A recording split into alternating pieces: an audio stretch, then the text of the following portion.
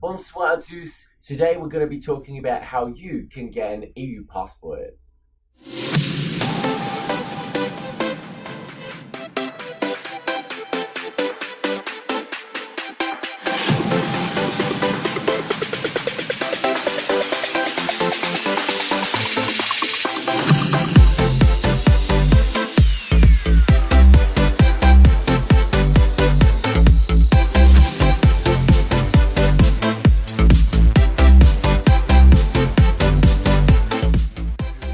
Get an EU passport. There's a few ways that you can usually do this. The first way, which is the easiest, is through descent.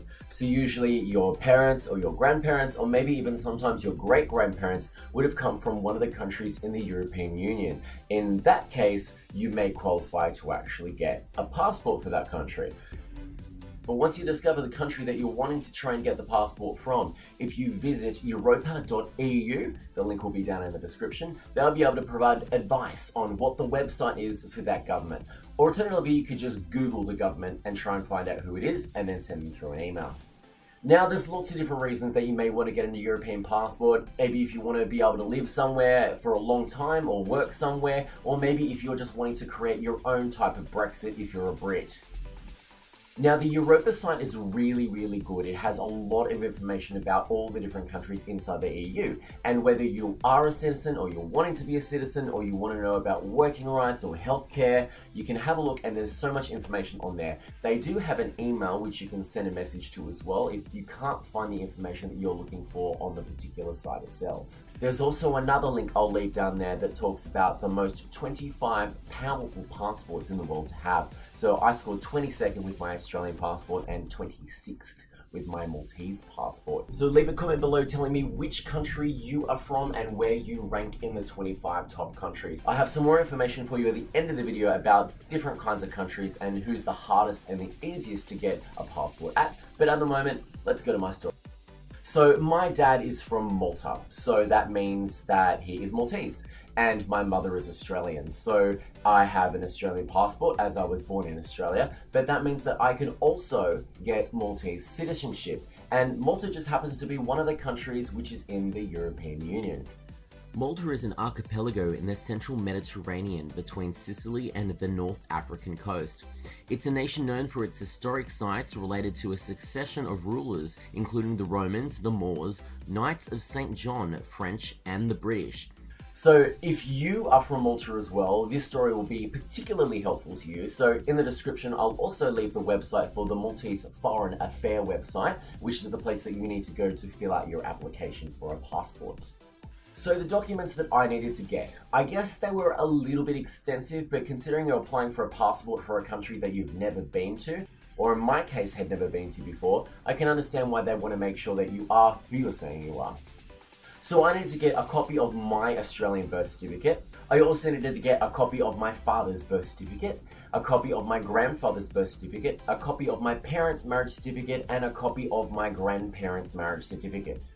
Now, this was also pretty easy to do. All I had to do was go to the website for the Maltese government, type in the details of the people that I wanted the certificates to, pay a fee online, and then it got sent to me in the post. I'll leave that link in the description as well if you happen to need to go and get certificates from someone that was born in Malta. Now, I also had to provide details of my father's identification or write a statutory declaration. And the last thing that I needed to show them was evidence that I was living in Australia for the last several years. Now, to do this, I just used my notice of assessment from the tax department, so that was pretty easy to get as well.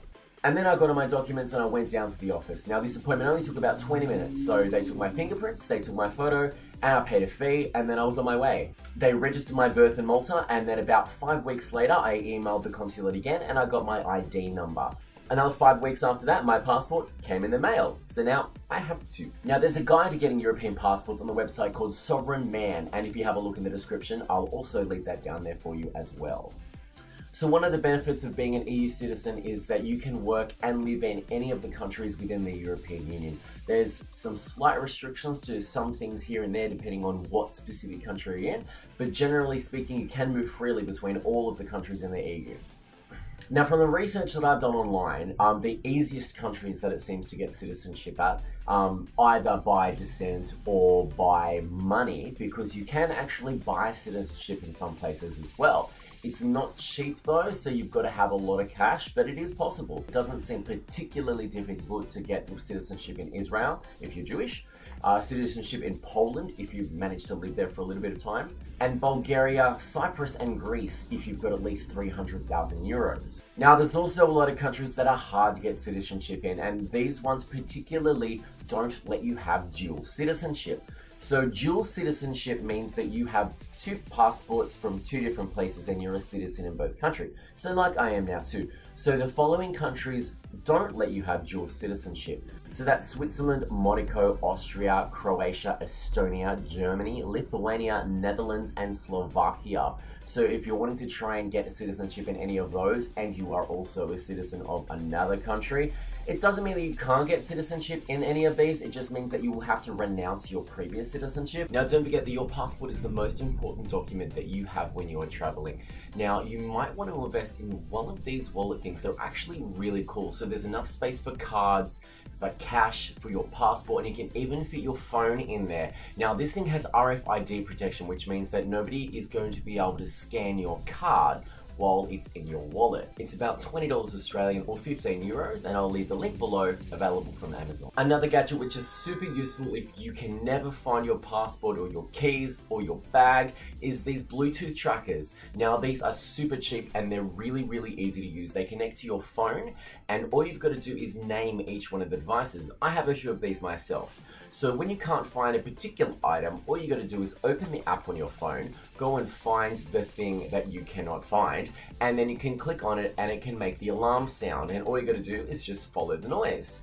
These are only about $15 Australian or 10 euros, and I'll leave the link for these also down in the description below. Also, if you have any tips on how to stop losing your passport, leave them in the comments below as well.